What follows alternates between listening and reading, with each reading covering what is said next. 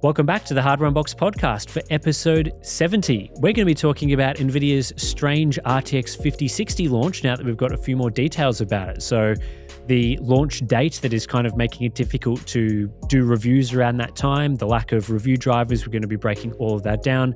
And of course, more discussion about this particular product, the 8 gigabytes of VRAM thing that's obviously come up again with more 5060 Ti 8 gigabyte testing. The RX 9060 XT that we're expecting is going to be more of an 8 gigabyte card, as it's at least an 8 gigabyte version of that card will be available. So a whole weaving of those topics in this podcast episode. Let's get into it. Steve, let's jump in straight into our, main topic of this week, because it's, kind of an interesting one. We're going to be talking about Nvidia changing their mind about the RTX 5060 launch, maybe changing their mind a few times about this one.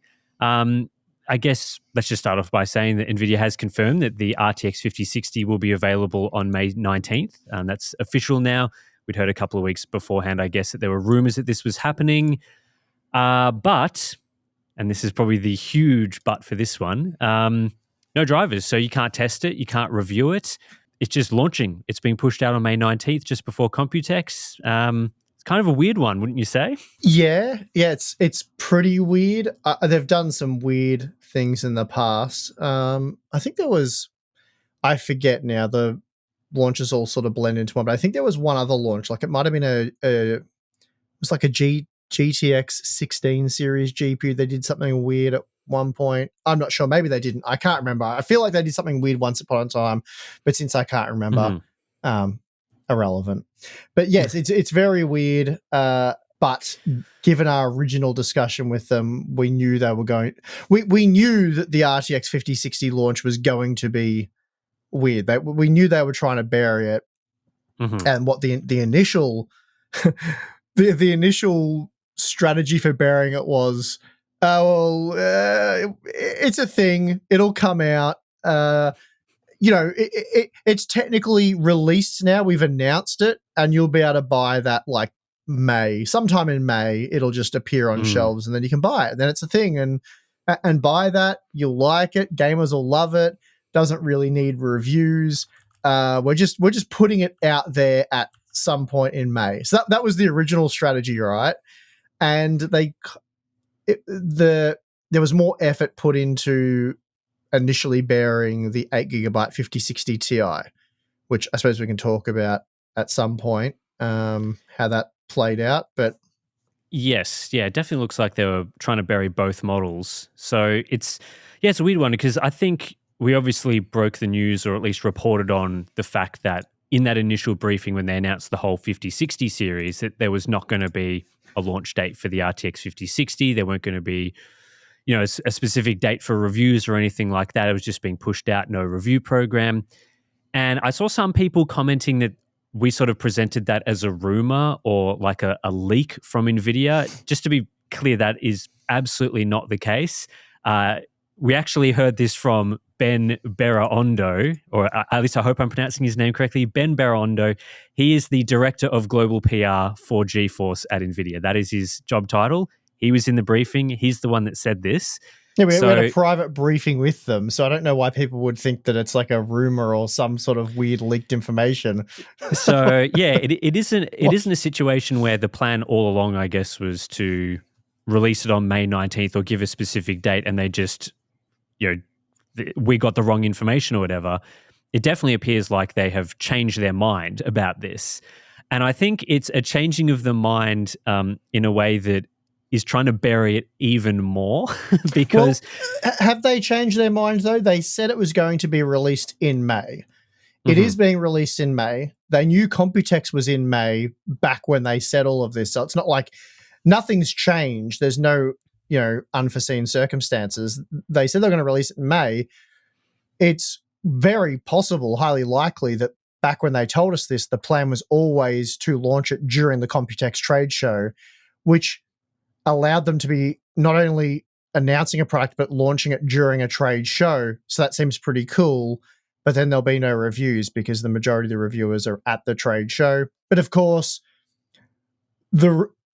as things would normally sort of happen, you would be reviewing the product at least a week in advance. So Yeah. we would be expecting to get drivers at the latest early next week, at the absolute latest midway through next week, which for us would be very tight before we leave for our flight because we're flying out a little bit early.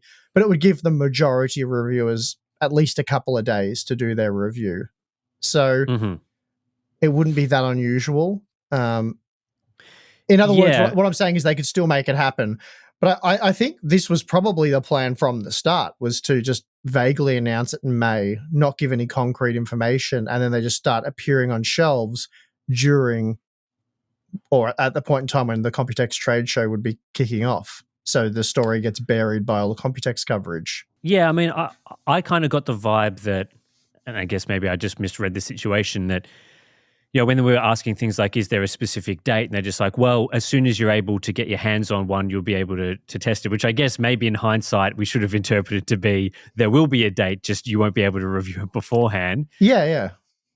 I was That's thinking right. it was potentially more going to be like the RTX 5060 to 8 GB, where on launch day in most regions, the 16 GB card was the more available model, and then the 8 GB was kind of filtered out either on the day, a couple of days later. I was thinking it would be more like that, but yeah, when you're sort of saying, it's going to come in May, what date will they be able to bury it the absolute best? Like, what is the one specific, and I will say, right, so let me just bring up a calendar so I can talk to you about May, right? So the Computex trade show starts on May 20th and it runs through to the 23rd. So that's the Tuesday through to the Friday. The Friday's a public day. So really it's just the 20th to the 22nd.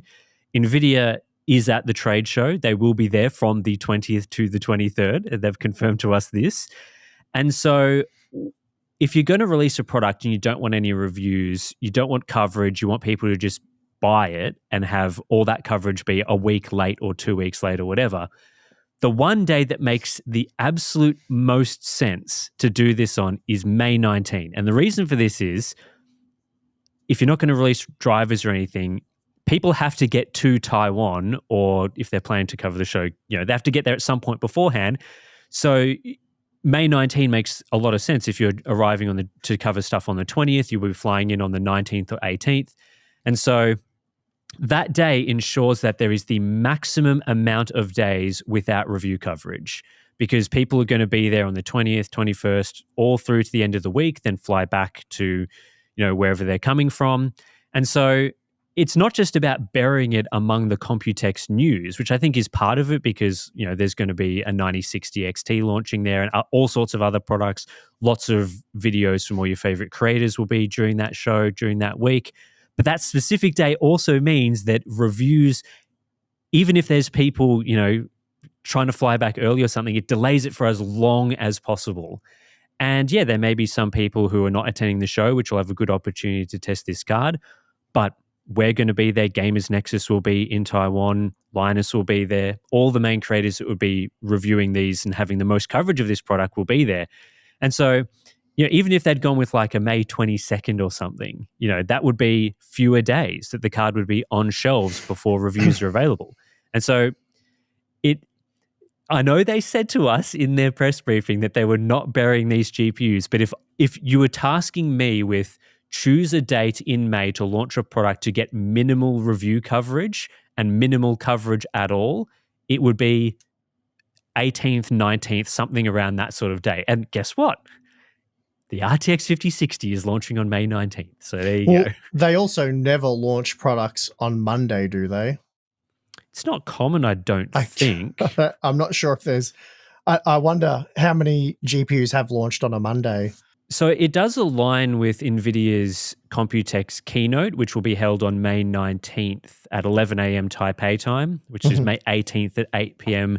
Pacific. So that's maybe if they mean May 19, they mean May 19 in the US, which is kind of like the day after that. But very close to that will be their Computex coverage. So they've already announced this product, and they very rarely talk about products in their Computex coverage or Computex keynote. So yeah, it'll be all AI for sure. It'll be all that AI stuff. So, the date being a Monday kind of aligns with that, but also kind of is hiding it. Definitely. They've blocked pre-release reviews. So Hmm. that's definitely happened.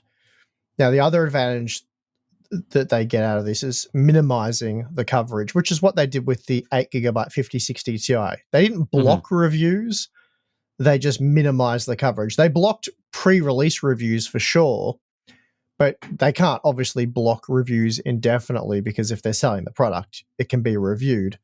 But they know at Well, that point they've minimized the reviews. yeah, I mean, they did block the 5060 Ti 8 gigabyte reviews, but they did provide you a driver. So theoretically, if you were able to get the hardware of the 8 gigabyte card, Well, you would have been. it was It blocked in was a blocked on different the way hard. though. Yeah, it was Yeah. blocked at a hardware level. Whereas this is Yep. the opposite. You've got an RTX 5060 right now, but Mm-hmm. you can't test it because there's no driver. So it's just a Mm-hmm. different way of achieving the same thing. Yeah, that's right. And the end result being that you minimize coverage of a product that you don't want much coverage for, which is the ultimate Hmm. goal. So, we have cards in hand. Some reviewers may also, some other reviewers may not. The point is, by the time you go to Computex, some people who don't attend Computex, because there will be some in the tech media around the world that don't go to Computex, not every single person goes, they will purchase one on May 19th or thereabouts and get their review out before the likes of Harbour Unboxed and Gamers Nexus, for example. And then there'll be a couple of reviews then. So by the time you get back, the other people that were probably interested in reviewing an RTX 5060 may not see any point in doing so. Like they won't necessarily get their return on investment because, especially for those who have to go purchase the product and then they know the interest around the product's already died off because a couple of major outlets have already covered it. So, and again, we've seen this play out exactly with the 8 gigabyte 5060 Ti. If the 8 gigabyte 5060 Ti was still a hot product to cover, Gamers Nexus, for example, would cover it. I'm fairly certain when I say this that Gamers Nexus has done no 8 gigabyte coverage of the 5060 Ti, and that's not because they're trying to cover for Nvidia or anything. Like, please don't come up with all those dumb, idiotic theories.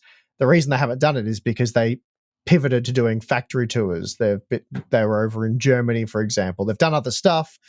And again, the RTX 5060 Ti 8 gigabyte is just not interesting enough to warrant them changing their plans, dropping whatever they were doing to cover Hmm. it. We've already covered it. Other people have covered it now. Their return on investment there just wouldn't be worth it. So they've just left it to others to do it. So don't go attacking Gamers Nexus for not covering or trying to bury the 8 gigabyte card because that's certainly not the situation at all. But I'm using them as a real example for why or how Nvidia's been able to minimize the coverage of this product. Because once we cover it and we get really good views on it, then someone else covers it and the views aren't quite as good. And then a week later, someone else covers it and the views are pretty bad because people are no longer interested in this product. Then at that point, is it worth investing either the money to buy the product or if you get it sampled, then invest the time and effort to actually review it when Hmm. people no longer really care about it? There's probably other content you can do with it, but Nvidia knows this is how it's going to play out. This is obviously how it played out. We said it was going to minimize the coverage and it did. Whereas the allure for a lot of the tech media outlets, especially the smaller guys, is to be part of that day one, review cycle. So your content goes out alongside, Gamers Nexus, Linus Tech Tips and that, and you can sometimes enjoy in the views there. Though my strategy for the smaller channels would be to withhold your content probably for 24 hours and then release it. But that's a totally different thing. But you're still getting it out, whether if you use that strategy or not. You're still releasing it within about 24 hours Hmm. of the product being initially launched, not 1 or 2 weeks later. And I think Yep. we got one of the first 8 gigabyte 5060 Ti reviews out there. Hmm. I think there was like one or two more brief reviews. I think there might have been a Chinese one, for example. But we got one of the initial ones out. We got good coverage from it. But then, in dribs and drabs, there were follow-up reviews. And I think to date, though, there's been like a small handful of 8 gigabyte 5060 Ti reviews. I know Tech Power Up did one. I Hmm. think like Computer Base got one out. There's not too many on YouTube, I don't think. I've only seen a couple on like of YouTube reviews. So yeah, they certainly minimize the coverage there. And that's clearly the goal with the RTX 5060. Because again, they have like I've seen some people a bit confused about the driver. Is the driver ready? What does it take to get the driver? Like the driver's ready, the driver's done.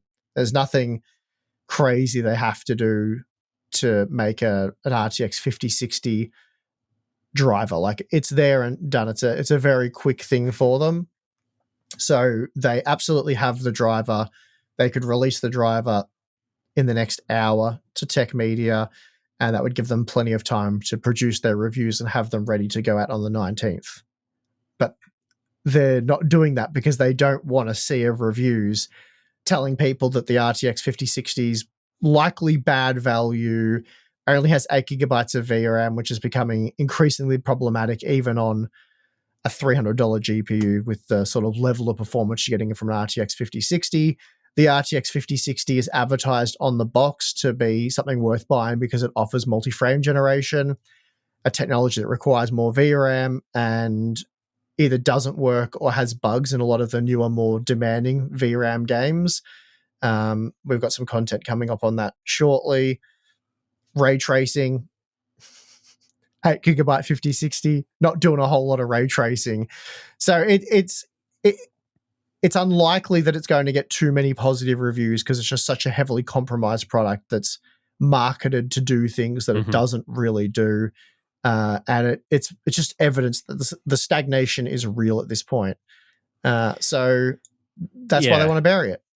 I think this strategy probably would have worked even better had the 5060 Ti 8 gigabyte not existed, because I think the main issue with the 5060 is the VRAM, and we can kind of project what the performance is going to be. So it's not really going to be that surprising how, the review reception, right? We kind of know what the product is. It's just really about confirming some of the edge cases, like exactly how much faster it is than the 4060 and that sort of thing. But because we've got the evidence of the 5060 Ti 8 versus 16 gigabyte, and we can show many examples where that card doesn't work with 8 gigabytes of VRAM, you can it's kind of, people already know, yeah, okay, the 5060 8 gigabyte is going to run into very similar problems. But if that card didn't exist, so I'm sorry, the 5060 Ti 8 gigabyte, that didn't exist, then there wouldn't have been your video comparing 16 versus 8 gigabytes on a Blackwell card.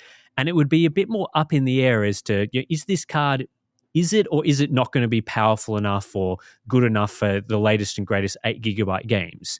We could theorize and be like, yeah, it's probably not going to be good enough, but it's going to be still a bit up in the air. Whereas I think now, with the coverage that you've done, and certainly there's been a lot of coverage of this over the last couple of months, it's kind of dead and buried. Like, people know now, and I think it's filtering down not just from the enthusiast audience, but to other audiences as well, that 8 gigabytes is not sufficient.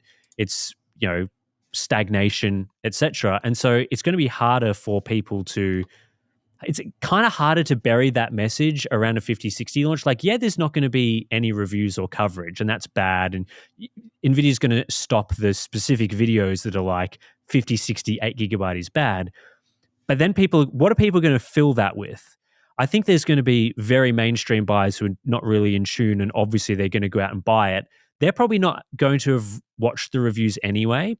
But I think if there's people that are sort of mildly interested in buying a new GPU, sort of interested, what have they been hearing about products like the 5060 and 8 gigabyte cards before now? It's been largely negative stuff. And so I think this is kind of different to a previous situation where, maybe a 4068 gigabyte, they could have gotten away with doing this, and people would be like, nah, it's just a 4060, 8 gigabytes is fine.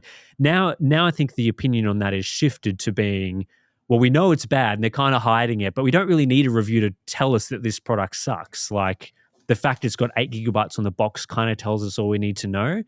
And yeah, like I said, you can project performance. I think the performance will be very similar to a 4060 Ti, around that sort of level. We already know what a 4060 Ti 8 gigabyte performs. We know that's a crap product. You talked about it extensively a couple of years ago. And so, yeah, anyone paying attention at least, I think there's not going to be too much mystery around it, which I'm not saying this is in NVIDIA, this justifies NVIDIA's decision. It's just that I think there's some silver lining here that people are hopefully not going to be as, I don't know what the word is, like blindsided by the fact that this card Yeah. is not good.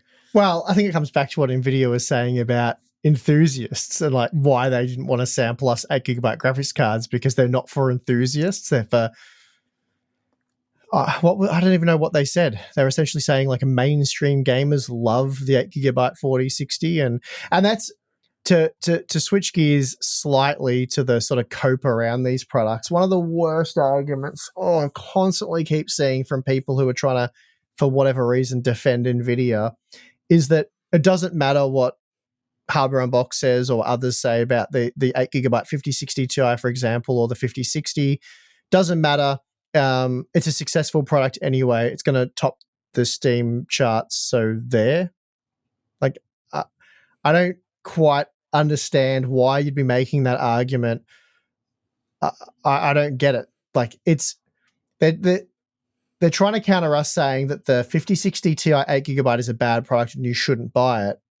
But we're wrong, because lots of people are going to buy it anyway, and it'll be one of the most popular GPUs. So, in spite of what we're saying, it's still a success. And I'm like, but that's one of the most common arguments I've seen.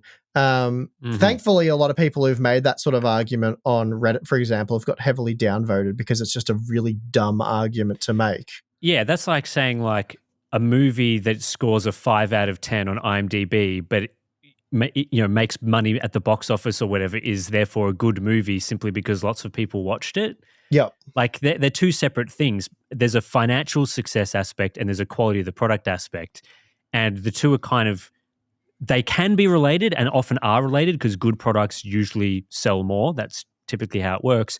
But I think with something like a 4060, and why those products are successful in spite of poor reviews, is because what's the alternative option for someone wanting to buy a product around that range? For a lot of the time, it was AMD's RX 7600, which had this same sort of problems, and in many situations was a worse product, or at least on the same level as a 4060 in terms of its quality. And so, yeah, okay, great. A 4060 is a high percentage GPU on the Steam charts, but you have to think a little deeper than, was it a good product or was it?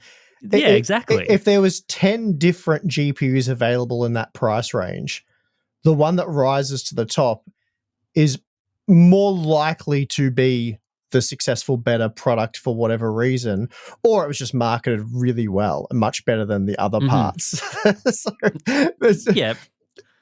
Like, there's various reasons for that. But in the case of an RTX 4060, it almost, well,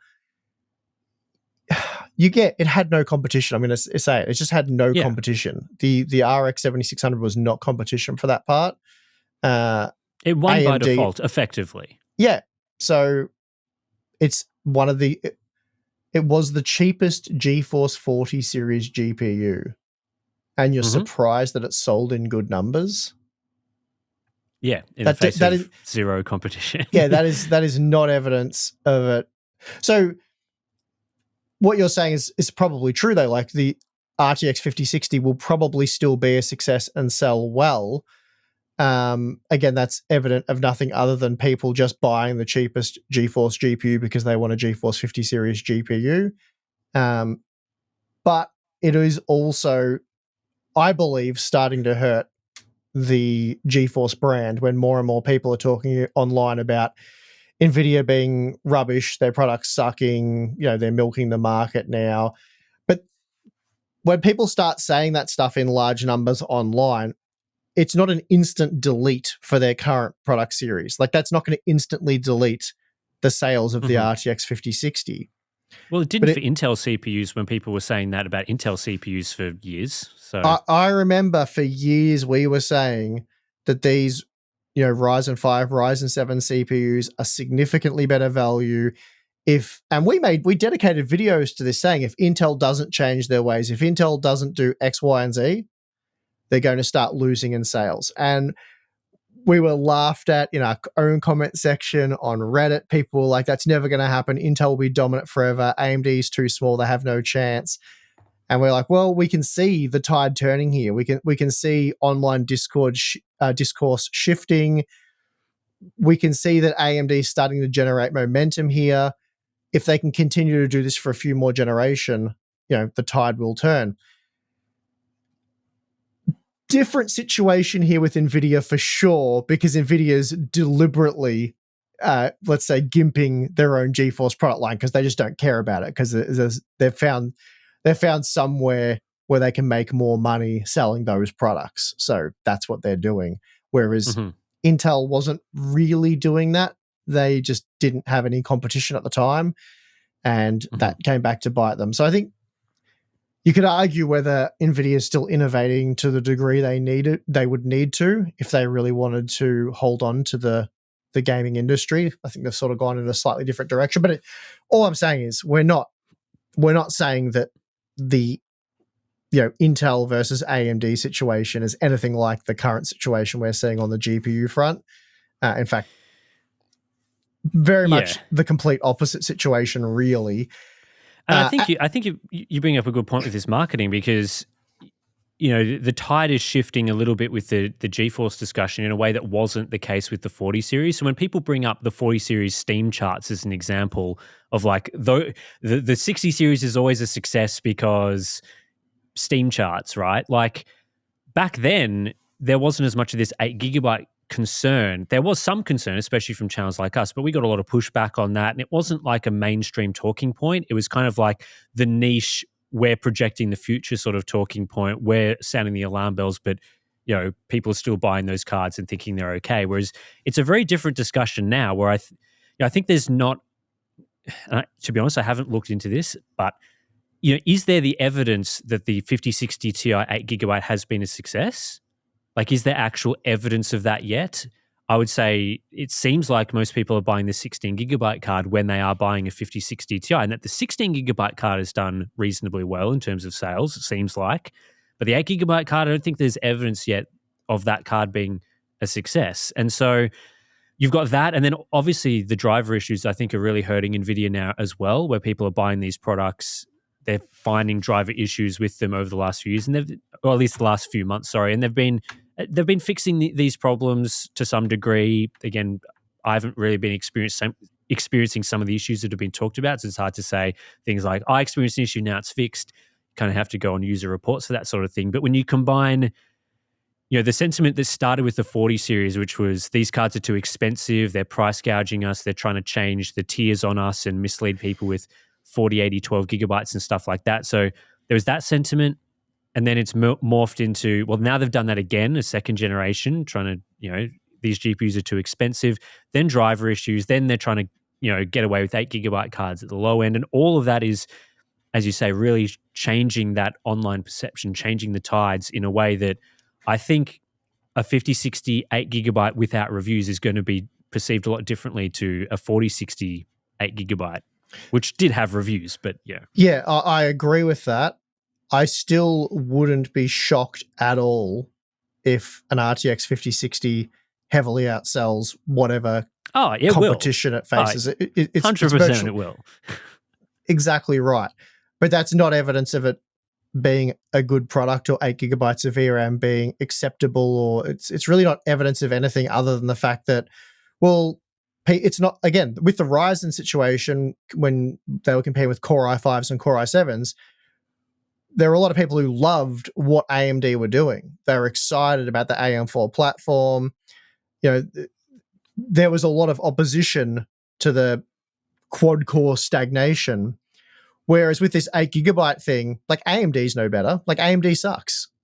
Like, this is sort of what frustrates me with some of the fanboys out there when we criticize products like an 8 gigabyte 5060 Ti. We're not automatically saying that AMD is great or buy AMD. Like, we're just saying this product sucks. There's no, now, we're not saying this sucks, buy AMD instead. We're saying this product sucks and you should be getting a better product for your money. We're witnessing stagnation here. And then also, AMD aren't helping.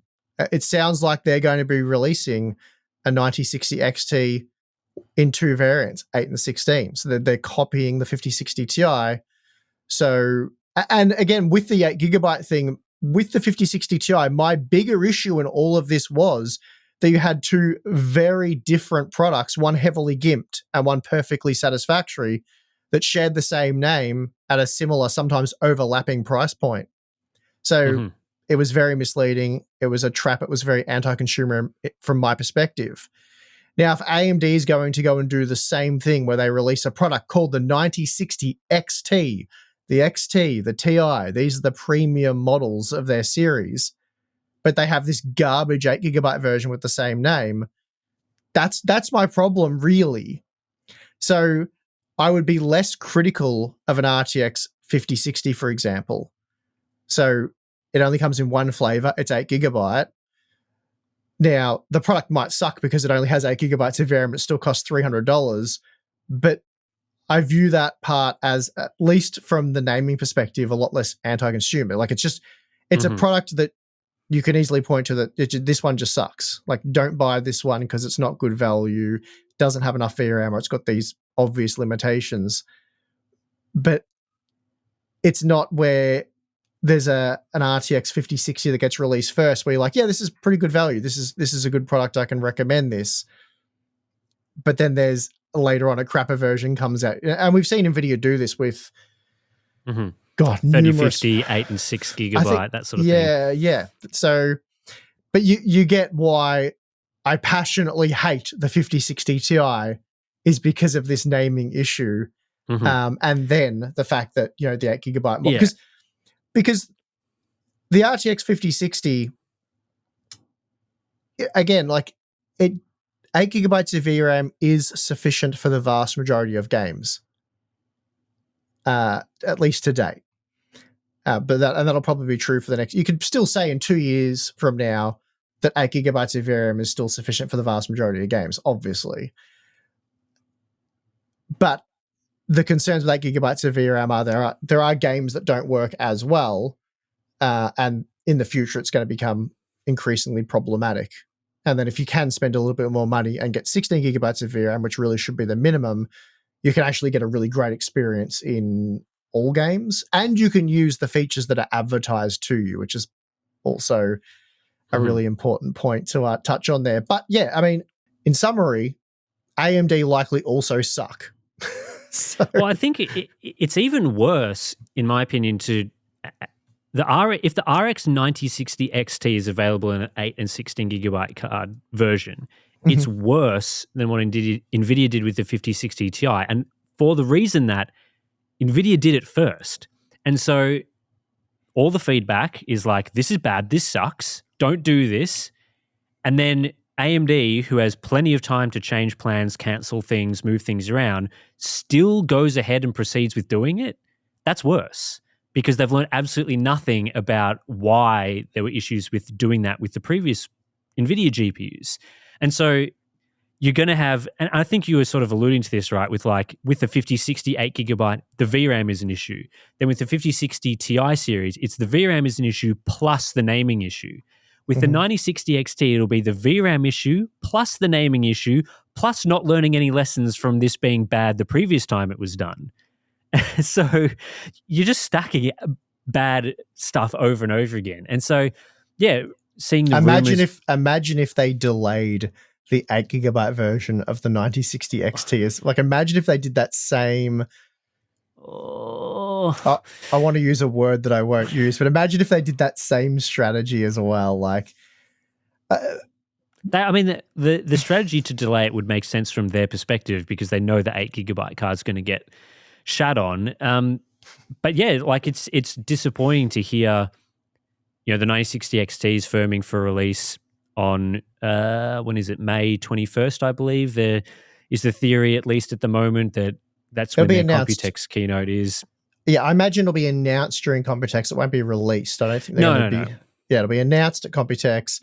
Then reviewers hopefully will have 1 or 2 weeks after getting back from the trade show to evaluate review, to provide consumers with reviews. And I expect the product will be available in June. I think that's most likely. But yeah, like there's, we were sort of talking in previous podcasts that, maybe the 8GB card will just be the RX 9060. Like it won't be an XT model, make it clearer for people, or maybe they'll just cancel the 8GB card. There were some theories or rumors of that, which don't really seem to be materializing. The current thinking is that there will still be 8 and 16 gigabyte versions of this card, which is just makes no sense. I would have thought and again, like we talked about it, the releasing a 16 gigabyte model only, or keeping this series from AMD as 16 gigabyte cards only, will kill the 5060 series if it's priced, especially if it's priced correctly.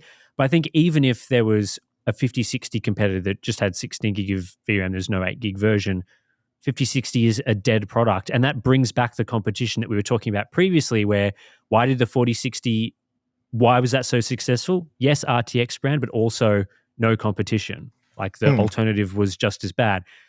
An RX 9060 16 gigabyte version that competes with a 5060, I think that would be flying off shelves in a way that the 9070 XT has.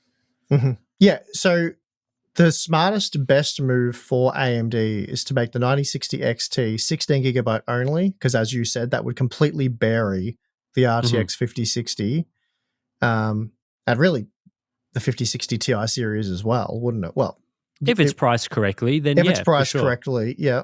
So that's good for AMD, and it's good for gamers who want a good value GPU with enough VRAM. Is it good for gaming as a whole, though? So if you ever wonder why we seem to be more focused on Nvidia in these discussions, more critical of Nvidia, which really you probably shouldn't care about as a consumer, because we're advocating for better products for you guys. But if you think we're being biased or something, and you're wondering why these discussions do tend to focus on the Nvidia product, it's because Nvidia is they own the market, by far and away the biggest player here. So what AMD does is really of no consequence to PC gaming at large. It's if Nvidia holds us at 8 gigabytes and they've done it to this point, right? The mainstream GPUs have 8 gigabytes of VRAM. And this has been problematic for a number of reasons. I believe it's heavily limited or held back PC gaming.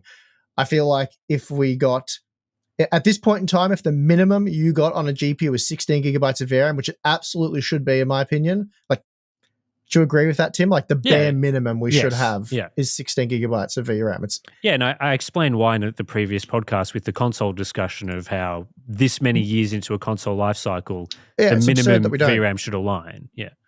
Yep. So we should have 16 gigabytes. And if we did, you would be getting, in my opinion, vastly superior looking games that require no additional compute performance.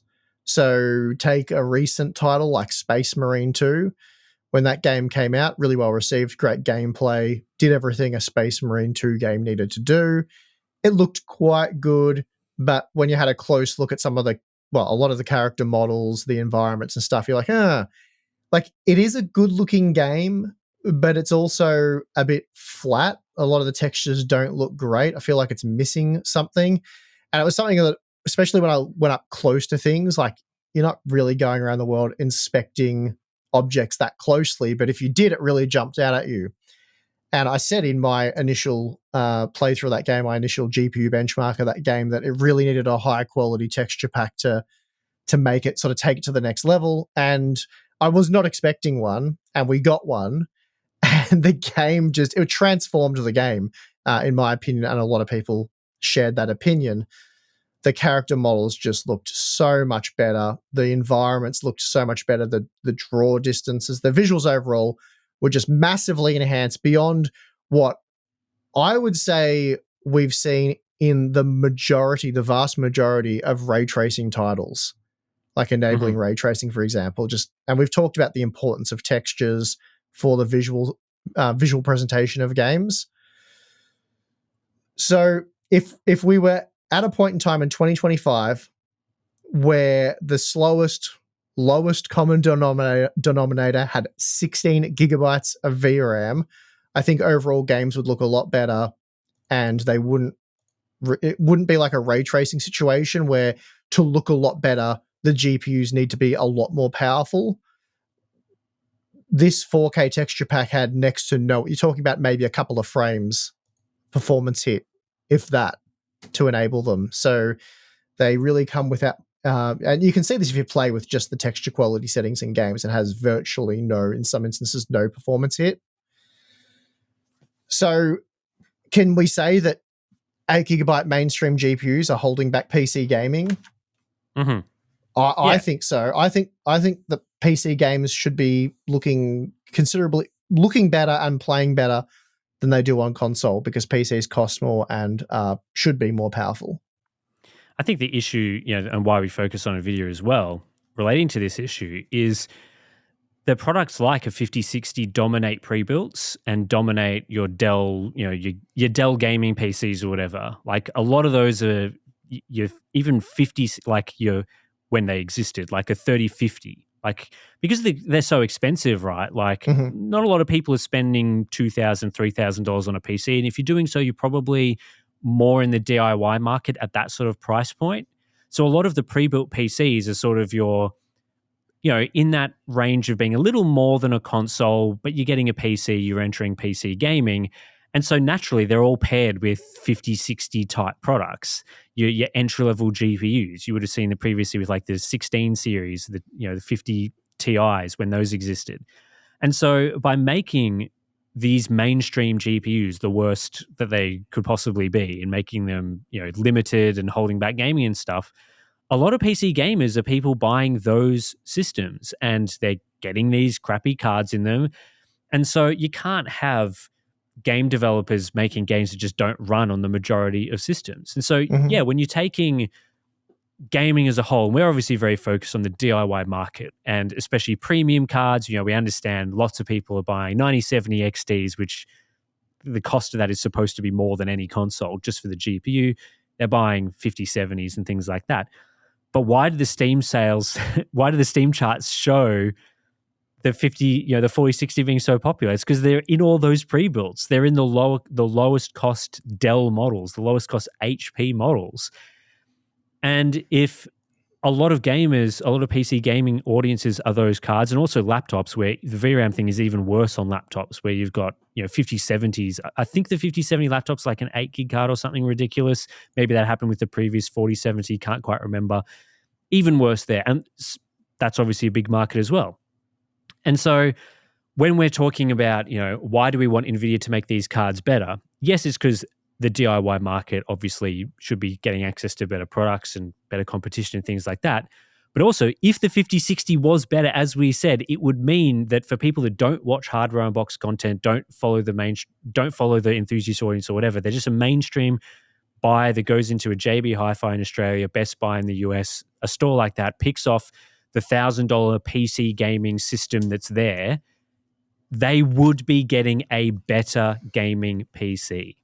Mm-hmm. Simple. So Well, that's why we talk no, about it so much. and not just that, like Nvidia's biggest fans, their biggest supporters, the people who invest the most money in Nvidia products, your RTX 5090, 5080, 5070 Ti owners, they should be more pissed off than anyone else, because they're paying so much money.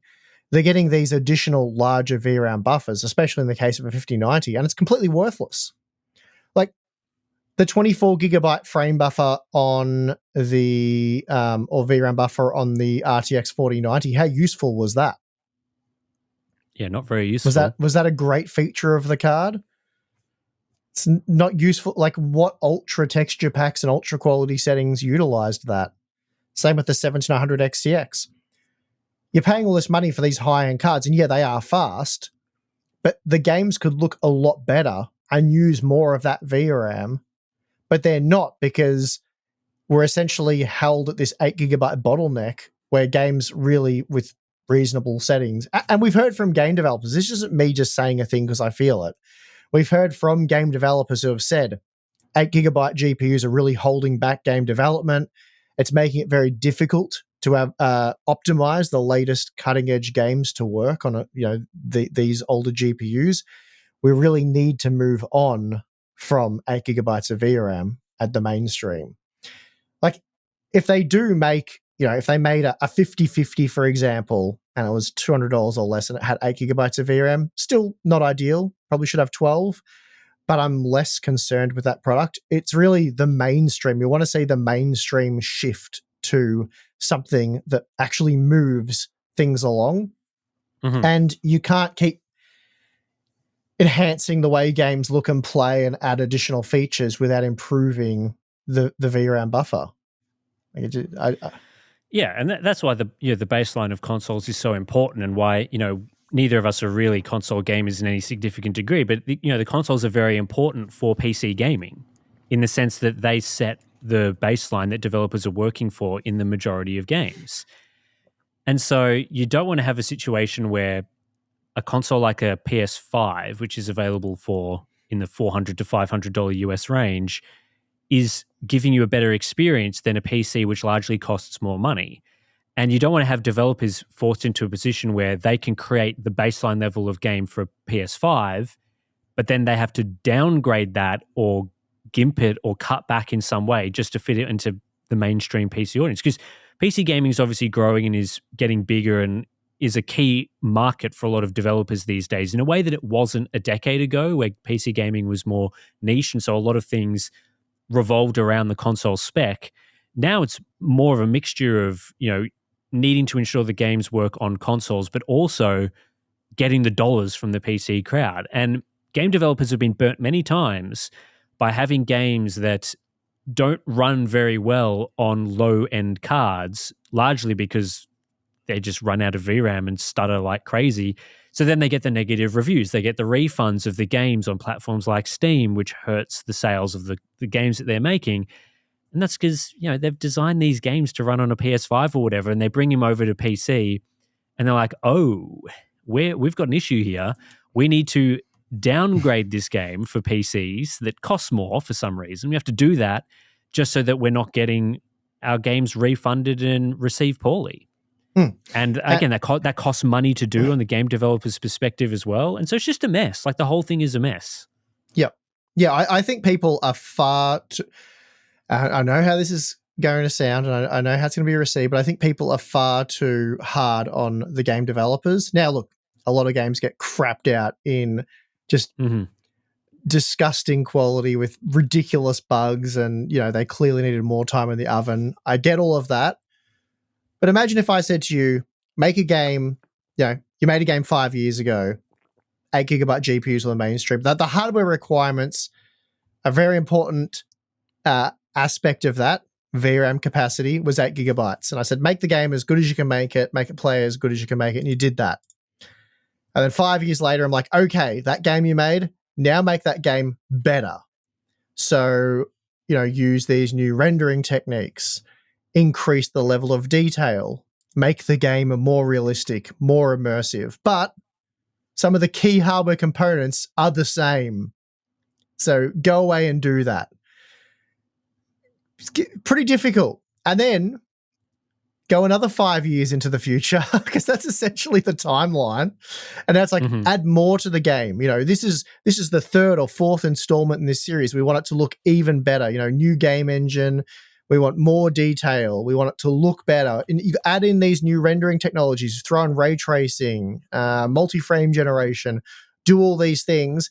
And make sure they work still with an 8 gigabyte VRAM buffer. You can see why developers are now speaking out about this and saying, essentially, it's bullshit, and they're sick of getting crapped on for their games being a buggy mess, because they're trying to push the boundaries. They're trying to improve the way the games look, and then they still have these mainstream constraints. Like, you would expect after all this time, to be 16 gigabytes minimum. But even then, I think about that and I'm like, really, as outrageous as that probably sounds to a lot of the people who are either new to this or think that, 16 being the minimum is a bit crazy, it really should be more than 16. That should be entry level. Would you agree? Like in 2025. We're again, this is something that we said in the podcast previously. We are approaching another console generation. It's not that far away that there will be a PlayStation 6 or something like that. We're talking probably 2 years. I would expect the holiday of 2027 is the most likely date that we will see the PlayStation 6. And so 5 years into this console generation that usually lasts 7 years, 7 to 8 years, right? And we're still talking about the cards not matching what the consoles can do 5 years in. And it's We not should be preparing. unreasonable. We should be preparing for the next generation at this point. Yeah, but it's also not a situation where it's an unreasonable request. Like there's no technical limitations. Like, yeah, there's the memory bus width, but we've seen clamshell designs and stuff like that.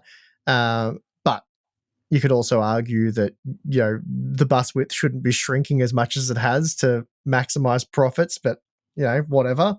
But the point is, even with that strategy in place, there's still ways to make 16, like we've got a 5060 Ti 16 gigabyte. What are we even talking about here? We could have an RTX 5060 16 gigabyte. The bandwidth is less of an issue. The capacity is the big issue. So there's no technical reason for why they can't do it. I mean, there's really no fight. It's not like adding an additional 8 gigabytes of VRAM is super costly and just blows out the budget. Like, what realistically, what is an additional 8 gigabytes of VRAM costing them? Now, the GDDR7 stuff might be a bit pricey. I'm not 100% sure on that, but, you know, AMD is still using GDDR6. Surely that's pretty plentiful at this point in time and doesn't cost you a fortune to add to a card. So would you agree that there's really no major financial, or it's feasible for them to do this and really they should be doing it? Yeah. I think the reason why we don't see it is because of executives, not because of actual technical reasons. And by that, I mean executives are incentivized by things like margins and stock prices and things like that. And they don't want to have divisions of their company bringing down margins, which is a key factor in financial reports, by having to offer more expensive hardware components on products at the same price.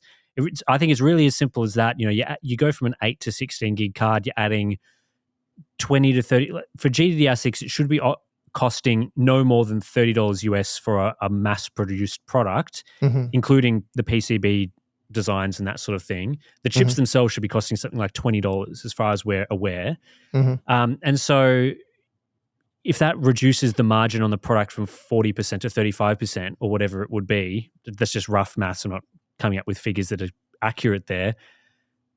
That is not acceptable from an executive C-suite sort of thing. They're sitting there going, we can't have our GeForce gaming division drop our margins from 44% to 41%. Like, that's crazy. Especially so they don't do it. Especially if they think that there's no reason to do so. Like, it won't hurt sales. Yeah, exactly. And again, the people who point to the Steam hardware survey have the same sort of logic and are correct in a way that if an RTX 5060 is still going to sell really well and be the top selling GPU in its class, then why cut into the margins? There's no need to do so. So there is that aspect of it. And then there's also gamers not making enough fuss about this. There hasn't been enough pushback. So they don't feel threatened. Like, Nvidia doesn't feel threatened at all by gamers. They're still going to buy them, which, again, I get that's what the people who point to the Steam hardware survey, the point they're trying to make. It's still going to be a successful product, but that's a different thing. You sort of you could. I've always thought it's very short term thinking. Like, I get the angle of it'll sell well now. It'll be better for our margins and profits and stuff if we do it in this configuration. I think the issue that companies like Nvidia are going to run into, and probably are already running into, is that you need to convince gamers to upgrade your GPU to access better quality games. So better visuals, better gameplay, better systems, mechanics, whatever. And if you hold back developers from being able to implement those things into their games, you get into this chicken and egg cycle, which I apologize to people who've listened to all of our podcasts because I'm sure I've mentioned this in the past. But you get into this situation where there's not enough VRAM or whatever, not enough hardware, not fast enough. So then game developers cut back on the games. And so for the higher end, and this impacts the higher end products because those are the products that are generally incentivized to be the best of the best experiences, the highest resolutions, the highest quality settings, the best. But if games are not offering the best, there's no incentive to purchase the higher end cards. There's no incentive to upgrade or really buy any GPU hardware because games are just stuck in the same point. And so the whole ecosystem needs to be working together, the hardware manufacturers and the game developers, to make games better, which is ultimately what people want. People don't want faster hardware for no reason. They want it so that the games they're playing are better quality games, better than the games that were out already. And that can only happen with this nice ecosystem where the hardware improves, so then game developers can do more. They need more CPU performance, things like that. They all go into it. But if you hold back one specific area, that nice ecosystem starts falling apart. The game developers don't have the hardware to do the things that they want to do with games. So then they're held back in ways where they can't put in the latest graphical features or whatever. And it goes beyond that because it's even comes down to a cost side of things. I know people talk about optimization a lot and being, game developers should put more time into optimization. Optimization costs money. It's not a free thing that they can just do. And so there's always going to be that trade-off between spending the budget of the game on optimizing it to run on current hardware or being a little lazier with their coding and work on the game, but just making the game better and do more stuff. But that would, of course, require better hardware. And so, there's all this discussion in the game side of things at the moment about the ballooning budgets of games, the time frame that it's taking to make a game is getting longer and longer. If it was easier for game developers to make games because the hardware side of things is taken care of, then again, the whole ecosystem starts to work better, starts to work more nicely. They don't have to, spend these incredible amounts of time and money making games because the hardware is just helping them out along the way. But again, you take away that block, you take away that component, and you start hurting the ecosystem. It's not working nicely. There's a pollutant in there. The pollutant is the low-end graphics cards that haven't improved or at least they haven't improved to the extent that they should have improved over the last few years. And so, yeah, we're just in that position where I think if this continues in this path, you're going to get to generations down the line where companies like Nvidia are going to find it more difficult to incentivize people to upgrade to their latest GPUs because the games that would be played on those cards are not enhanced enough or not actually requiring that hardware because they've been built for a world where they can't make the games better because the mainstream cards just aren't there. So you think about like a 7090 or something. Is that games running on a 7090 in 5 years or whatever going to be that much better than what we're seeing today? Maybe a little, but as a game developer, I'd be sitting here going, well, I can't hedge my bets on that series being much faster because maybe we're going to have mainstream cards that aren't that much better. Mm-hmm. So it's going to be. I think that's going to be an increasing problem, and they've tried to mitigate that a bit with the whole ray tracing thing. Like you buy a high end GPU to access ray tracing. That's only going to take them so far, especially if mainstream cards can't really do ray tracing. Yeah, I mean those strategies were put in place well before the AI boom was a thing, and because they've had this huge market shift now, I get what you're saying. But is it going to come back to bite Nvidia? Do they even care? Yeah, not from a money standpoint, I guess. Which is the only standpoint. Yeah, I know. Doesn't that suck? Yeah. Yep. So if things continue the way they are, when does Nvidia have to care about gaming again and the gaming industry? Yeah, never. Who knows? Yeah. So I don't see how this problem gets solved or how things move along. And AMD, well, they're not currently in a position to do it, and they're not working themselves aggressively enough in a position to do it. So, like I said, AMD kind of sucks equally there. Mm-hmm. Yeah, and Intel missed the biggest opportunity ever with a card that they just can't produce enough of or can't get the pricing where it needs to be. So there's that. Well, that's probably a good place to hit pause on the podcast and take a break, and we'll move into some more positive things that we'll hopefully have to say about our boring lives. All right, we're back, Steve. I want to hear about your LAN party. How did that go? Because I don't think we talked about it on the podcast since it actually happened. You were just talking about setting it up last time, I think. Right, because we missed last week's episode because I was busy, you were busy, and we were busy at separate times. And yeah, it just didn't work out. We couldn't line it up. Yeah, sorry, you missed a week of us just rambling on. So the LAN party was a huge success. It all went really well. And I think it might have been on the Patreon live stream. I was talking about how I was going to have to set up different internet connections because there was going to be about, I think, 12 or so kids gaming. And, I live in a rural location. Our internet's not amazing out here. So I wasn't quite sure how that was all going to work out. But basically, all 12 people could play at a relatively low ping. For me, that's like 30 milliseconds thereabouts off the one connection. So Pretty good. Pretty it good. worked well, pretty good. So I was really happy with that.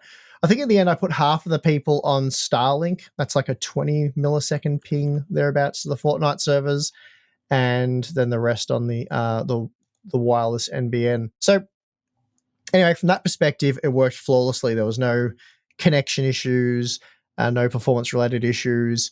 All the PCs that we'd set up worked really well. No one had any crashing or technical problems. So we vetted all the PCs the week before, so that went well. I put some photos in the BTS section. I think, oh, maybe I didn't get there because yeah, I think I put the setup, so you saw the computers and everything, and obviously you drove out 8 monitors, which was great Yep. because I would have struggled for monitors if you hadn't have done that, and that worked really well. Pretty funny with all the monitors because I think there was an MSI OLED monitor in there, Yeah, that and was. yeah, as luck would have it, that was sitting next to the 540 hertz, I want to say. Is that a TN panel or what was that? Yep. Yeah. And yeah, boy, I mean, that panel was very, very smooth. But in terms of image quality, sitting it next to the OLED was not the play. The viewing angles Yep. on that monitor were really bad as well. The OLED just looked glorious, especially because they started at about, I think, 10 in the morning and they went till, I think, about some of them were there still at like 9 at night. So they went Okay. right through the day. They had quite a few breaks and did other things, but they did a lot of gaming. And at night, with the lower light levels and stuff, the OLED looked glorious, and the extreme high refresh rate monitor, while very smooth and probably suitable for what you'd want to use it for, yeah, just it looked very ugly next to the OLED. Anyway, yeah, it went well. They had a blast. It went better than I thought. Power draw wasn't an issue. That was another concern I had. So I ended up running all the PCs off 2 separate circuits and no problems. None of the cables were even remotely warm to touch. So that was good. And obviously didn't trip any breakers or anything like that. So yeah, it went really well. They had a blast. They all loved it. I made like custom wallpapers. Zoe worked out where all the kids were going to sit. So she did like prearranged seating because some of them were bringing like their own headsets and stuff like that. So for the ones that weren't, we pre-installed the headsets, the wireless headsets. That was a big job. But yeah, so we made like custom AI cartoon type backgrounds, which were like super impressive how well I did it through ChatGPT on the image thing there. So had their name on it and it was really well themed. And yeah, it came out really well. So that was impressive. So they all loved that. And yeah, set that as the wallpaper. I think I said that. Yeah, nothing else really to report on that one, Tim. It just went very well. They all had a great time. And then the next day, Balin spent about 4 hours packing all the monitors up, all the cables and stuff. So he did that for me while I worked on our next video. So thanks to Balin for packing up the party. And yeah, I just made like 3 sort of makeshift tables that were really stable and worked well. And yes, that was in the middle of the new Harbour and Box gym. So since then, we've built the gym kitchen. So that's all up and running. So we got the hot and cold running water, which is a huge upgrade. Don't have to go into the house kitchen anymore. It's right here in the studio. So we've got a coffee machine there, and that works a lot better for maintaining that. A fridge and all that stuff. So that's cool. The AC unit's now installed in there as well. So that was a bit of a mission because basically when we first moved out here and built the house and all that, we had 1 AC unit in the whole house because it was just my wife and I to begin with. And then we added 1 upstairs. So then we ended up with 2. Then we added the massive one in the studio. And then we were adding 1 to the gym. And so we've got a 2-story house and they were all going on the back of the house. So you can't see them from anywhere. But we were sort of littering the back wall randomly, let's say, with outdoor units. And it was, yeah, because you sort of adding them on bit by bit. It wasn't wasn't that neat, wasn't done as well as it could have been. So I spoke to the AC guy because we were adding one for the girls' rooms. So there's another two there. We decided we'll add one to the guest room as well. So there's a third one, and then the one in the gym. So that's four. So there'd be seven in total. Is basically we thought we might as well do that. And then that'd be seven separate outdoor units. Now you can get like dual head or triple head units, but they've got a lot of drawbacks and they're very expensive to buy anyway. And basically, the aircon guy strongly advised us not to go down that path because customers that haven't been happy with it, or some of them have even had to change to separate units. And then if part of the unit dies and it's no longer in warranty and you can't get parts for it, you have to like throw the whole thing out. So you end up with like 3 rooms down. Then you have to buy either another triple head unit or just 3 separate ones. So basically, it made sense. And I did a bit of research online, made sense to go the separate ones. The only disadvantage there is that you have 3 outdoor units, obviously, instead of 1. So it's not as compact. But we have essentially unlimited room where I was putting them. But he recommended rather than put them all along the wall, we roof mount them in one area, again, where you can't see them from any angle. Now, the industrial roof mount to support all the units that I wanted was about $3,000. I was like, it's like flat packed aluminium thing that you sort of, it's like a Meccano, you know what I mean? Like making a Meccano type. I was like, yeah, it seems pretty crap and it's not really that well custom made for what I want. So I said to him, I'm pretty sure, give me like a couple of days when I got some free time, I'll make my own AC roof mounted rack and tell me what you think of that. So I went and measured the angle of the roof and then went down and, I made it, it's like theater seating almost. It's like 2 rows. So the thing's 4 meters long and then each row is just over half a meter wide. It's one big unit. I'll have to take a photo and put it in the Discord so you can see it. I don't know if you actually saw it when you were here. I don't think so. I think you were talking about that you were like in progress on it or were about to do it or something last time I was there. So I made it out of like 2 mil thick, 50 by 50 steel. It's not very expensive for an 8 meter length. I think I used a couple of 8 meter lengths. It didn't cost me very much money to make. We're talking about a couple of $100. And I reckon I fabricated the whole thing from start to finish in about 3 hours. Did it out of galvanized steel and then treated it and everything so it won't rust for the welds and any cuts that I made. Got that up on the roof. We had a family gathering, so there was about 4 or 5 guys here. So I was like, oh, guys, can we take a moment from put down the drinks? I've got a side mission because Balin and I would have struggled to get it on the roof, just the 2 of us. Anyway, got the mount up there. We had some like big sort of like nullithane type bushes that we mounted it, sort of like we used for car suspension almost, to the roof in multiple. So it was anchored down really well, but wouldn't transfer any vibrations. Then I made like custom modular mounts that you could move to the size of each unit because there were 7 units, only 3 of them were the same, and they have different spacing on the feet and stuff like that. So I made like these modular steel like arms or supports that hold the units in place, and they were double isolated when bolted to the rack. And then we had large isolating feet that mounted the air conditioners to the rack. And one, I suppose, key detail to why we moved them off the wall was when they were on the wall, they were on just your standard wall mount. So each unit had its own individual wall mount. They're not terribly expensive. They're like maybe, I don't know, $80 each. And then they have rubber mounts. So the outdoor compressor or whatever it is, the outdoor unit, it minimizes the vibration essentially that's transferred into the wall and therefore the house.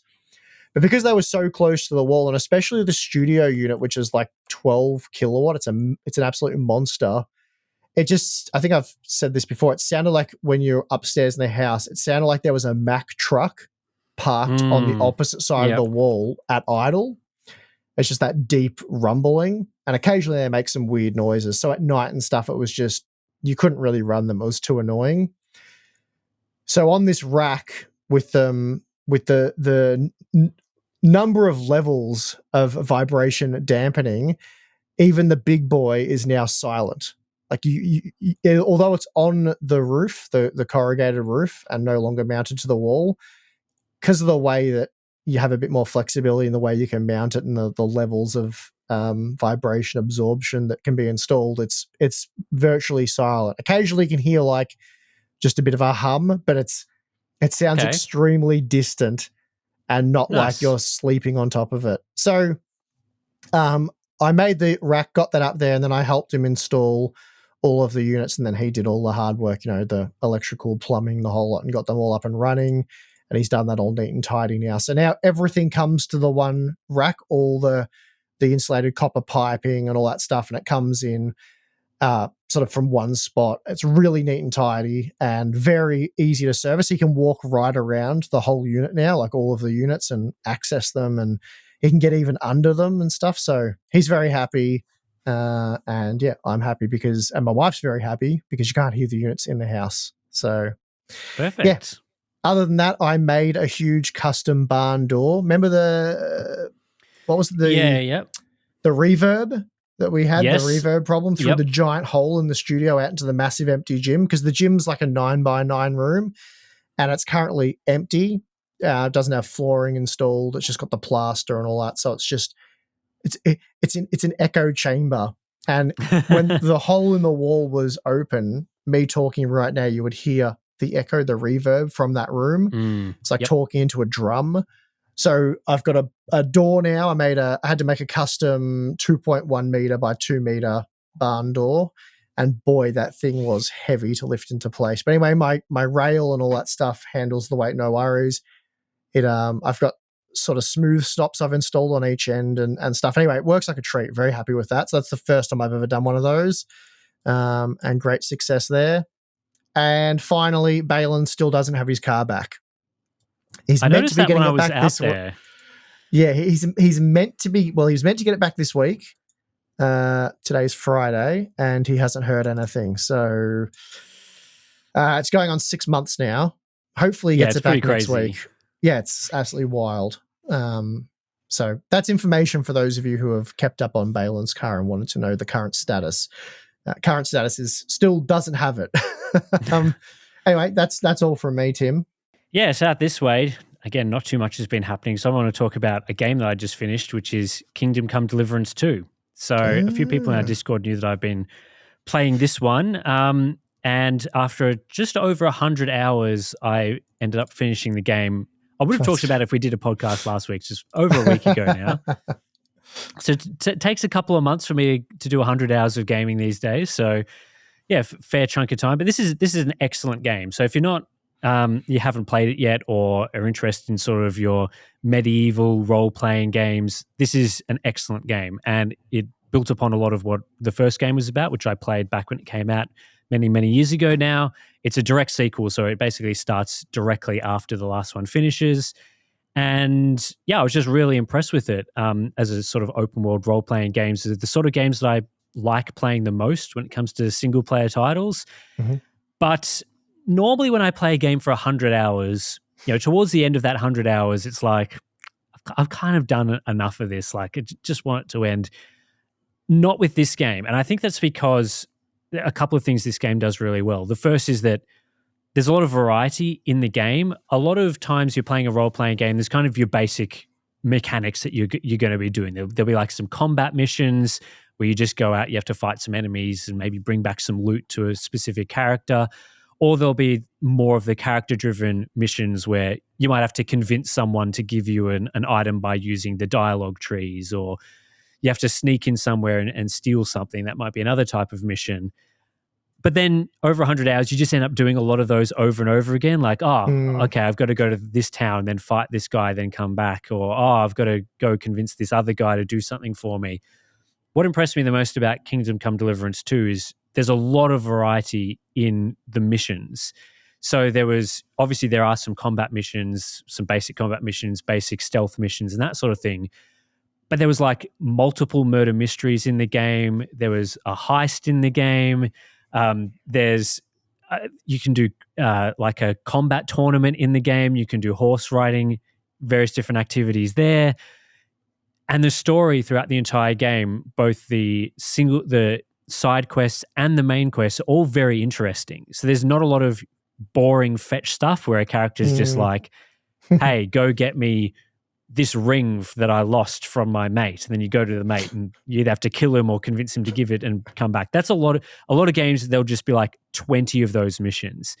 With this one, there's just so much variety across the different things and mechanics that are put into the game just for specific types of missions. So like I mentioned, I think there was like a mystery element in a main quest, a mystery element in a one of the side quests where you have to go and do investigative work and stuff. There's just so much variety that keeps the game interesting. And then throughout the whole main story, it's a very compelling main story. There's lots of interesting parts to it. It's not just sort of boring standard game story. They've put a lot of thought into the history of the time period because it is based on history. Some of the characters in the game are based on real historical figures. They're trying to weave in this whole dynamic between two kings in the area that are sort of vying for power and how you're trying to undermine certain people in the various different areas and kingdoms. So yeah, just it's rare for me to play a game for that length of time and enjoy pretty much every single hour of playing it. So yeah, just really good work from the developers there to really think about how you're going to make a game exciting and interesting for such a long period of time, how all the systems, dynamic elements of the game all play together super nicely. The combat system I quite enjoy. I think it's not just button mashing, it's very interesting. And there's all sorts of other systems that you have to keep an eye on. You know, you have to make sure that you're not going hungry, that you've got enough stamina, you've got enough your armor's in good condition to fight battles. There are missions where if you're wearing, for example, plate armor, people might not let you into certain areas because your armor's wrong. Maybe you needed a noble outfit to sort of hide and disguise yourself. You wear more armor, becomes harder to sneak around because your armor's making more noise. There's a lot of things that they've thought about in the game that make it really compelling. And then on top of that, it just runs great on PC. Like it runs super well throughout pretty much the entire game. There's a town towards the second half of the game that is more CPU intensive. It's a little harder to run, but most of the game looks great, runs great on PC. No real issues there, no problems. The occasional bug, but not as buggy as you would expect from a game that is offering you 100 hours of dynamic open world content. So no, I didn't really run into game breaking issues, no real crashes, that sort of thing. So yeah, just a really great game. The one thing I did modify for the game, and I'm not usually someone that runs mods on games, but the save system throughout Kingdom Come is a little strange in that either you have to sleep in your own bed or have access to what they call a savior schnapps potion, which means that there are some times when you might be in the middle of a gaming session and you either don't have the potion or you're not near a bed. Which for me, sometimes I don't have tons of time for gaming at certain times. And I just like, I should probably stop now and go do something else, or something's interrupted me or have to go to bed or whatever. So I just put in an unlimited saving You have to go mod, to your real basically. bed. Have to go to my real bed, essentially. So to save your life. To avoid any situations where if I die and lose heaps of progress, or have it where, I've got to go stop and do something. You can stop and quit and that sort of thing, but it's mostly about, dying the progress sort of thing. Though I don't have the time to be repeating sections of games over and over again, so I'll just use the unlimited save mod, and that sort of clears up that sort of issue. It doesn't really affect the gameplay, at least in my opinion, too much. I wasn't save scumming or anything like that, which I know people can use those mods for. I just accepted the decisions as it went through the game. But yeah, fantastic game. One of the best games I've played in a long time. So highly recommend Kingdom Come Deliverance 2. And hopefully they'll come out with some sort of future game that's just as impressive. Because it's not made by a particularly large studio or a studio with a strong history. They've really just made these two Kingdom Come games. And I think there'll be a lot of hype and anticipation for their third title when it comes around to it. So yeah, good on them. Good job. Nice. That's pretty much it for this podcast, though. Not much else to talk about. I think we will try and squeeze a podcast in before we go to Computex next week. But if we don't manage to do that, just so that you know, if there's no podcast next week, it'll be because we just ran out of time, had to fly out, that sort of thing. So we'll keep that one open for you guys. As always, we do have the Patreon exclusive feed for people that are interested in this podcast. It's ad-free. It's got a few extra bonuses like our monthly live streams and that sort of thing integrated into it. So as always, check that out if you're interested. If not, just watching these podcasts, listening to them is great for us, I guess. Thanks for listening to the end, because we tend to just ramble on about stuff, and we appreciate people that do pay the attention throughout the whole episode. So that's it for this one. Thanks for listening, and we'll see you in the next one.